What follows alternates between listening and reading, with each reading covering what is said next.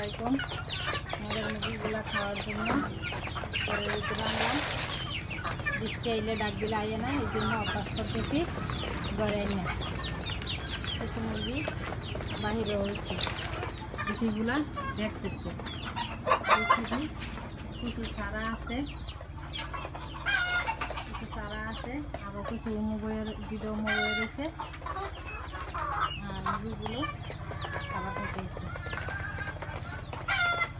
ডিম আছে দেখে নিই, ডিম থেকে আসছে মুরগি এসে চলে গেছে। ডিম পাড়ে নেই,